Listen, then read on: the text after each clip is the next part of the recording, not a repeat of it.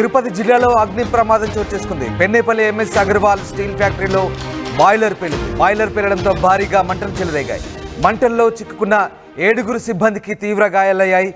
Fire సిబ్బంది ప్రస్తుతం మంటలు ఆర్పుతున్నట్టుగా తెలుస్తోంది. తిరుపతి జిల్లా పెళ్లకూరు మండలం పెన్నేపల్లి వద్ద ఎంఎస్ అగర్వాల్ స్టీల్ ఫ్యాక్టరీలో బుధవారం రాత్రి భారీ అగ్ని ప్రమాదం చోటు చేసుకుంది.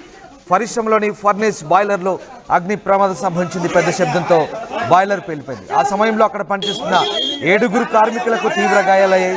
గాయపడ్డ వారిని నాయుడుపేట, నెల్లూరు ఆసుపత్రులకు తరలించారు.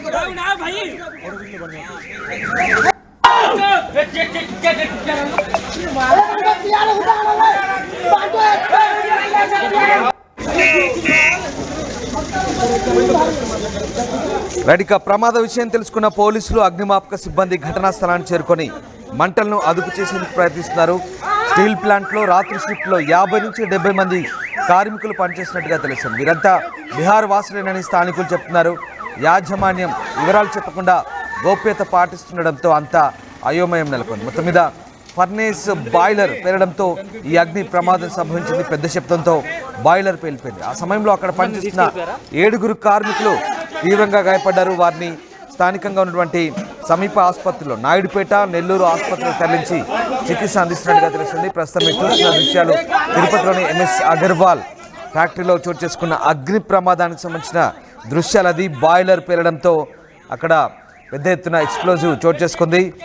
పెళ్లకూరు మండలం పెన్నేపల్లి వద్ద ఈ ఘటన చోటు చేసుకుంది. మా కరెస్పాండెంట్ సురేష్ జైన్ అవుతున్నారు. సురేష్, స్టీల్ ఫ్యాక్టరీలో బాయిలర్ పేలిన ఘటనలో 7 తీవ్రంగా గాయపడ్డట్టుగా తెలుస్తుంది. వారి పరిస్థితి ఎట్లా ఉంది ఇప్పుడు?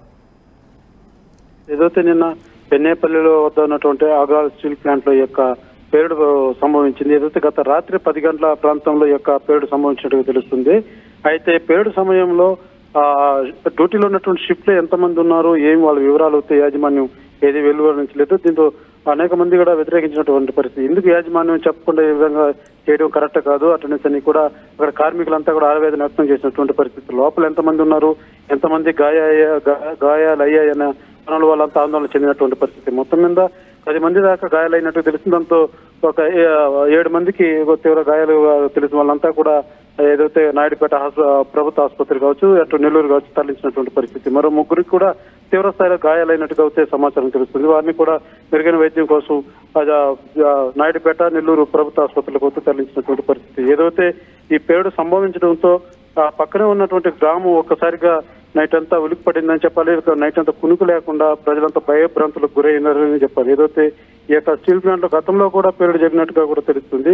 అయితే యాజమాన్యం ఎందుకు ఇలాంటి నిర్లక్ష్యంగా వ్యవహరిస్తుంది, ఎంతమంది గాయాలయ్యాయి, లేకపోతే అది సంభవించిన తర్వాత ఒకసారిగా ఏ రకంగా ఇది చోటు చేసుకున్న దాని వివరాలు చెప్పకుండా యాజమాన్యం గోప్యంగా ఉంచడం పట్ల మాత్రం తీవ్ర విమర్శలకు దారితీస్తుందని చెప్పాలి. రందోస్ అదే తరుణంలోనే గాయపడినంత వారిని కూడా పోలీసులు కావచ్చు, ఫైర్ సిబ్బంది కావచ్చు హుటాహుటిన హాస్పిటల్ తరలించినటువంటి పరిస్థితి. అయితే ఆ మంటలు కూడా అదుపు చేసే ప్రయత్నం చేశారు. మొత్తం మీద రాత్రి ఈ యొక్క సంఘటన పట్ల మాత్రం ఆ విలేజ్ కావచ్చు, కార్మికులు కావచ్చు తీవ్ర ఆవేదనకి భయాందోళనకు గురైనటువంటి పరిస్థితులు. Right, thanks for the update Suresh. Pennepalli MS Agarwal steel ఫ్యాక్టరీలో బాయిలర్ పేలింది. బాయిలర్ పేలితే భయంకరమైనటువంటి శబ్దాలు కూడా వెలువడాయి. అలాగే విపరీతమైన వేడి ఉంటుంది. బాయిలర్ పేలడంతో భారీగా మంటలు చెలరేగాయి. 7 సిబ్బంది ఆ మంటల్లో చిక్కుకున్నారు. తీవ్ర గాయాలయ్యాయి. వారిని సమీపంలోని ఆసుపత్రికి తరలించి చికిత్స అందిస్తున్నారు. ప్రస్తుతం ఫైర్ సిబ్బంది మంటలు ఆర్పేందుకైతే ప్రయత్నిస్తున్నారు. ఒక్కసారిగా బాయిలర్ పేలడంతో భారీ శబ్దం చోటు చేసుకుంది. దీంతో స్థానికంగా ప్రజలు భయాందోళనకు గురయ్యారు.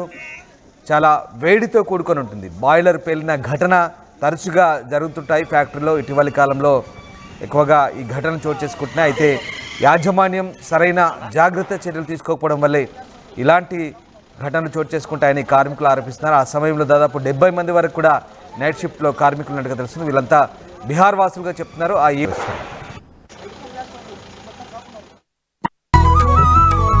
నడుము నొప్పి, మోకాళ్ల నొప్పులు, తలనొప్పి మరియు జలుబు, వీటన్నిటికీ ఒకే ఆయుర్వేద ఉపశమనం శాస్త్రి బామ్. ఆర్టీవీ యాప్ వార్తల్ని క్షణాల్లో చదివే అవకాశం ఉంటుంది. ఒక న్యూస్ పేపర్, ఒక టెలివిజన్ ఛానల్ మీ చేతుల్లో ఎప్పుడూ ఉంటాయి.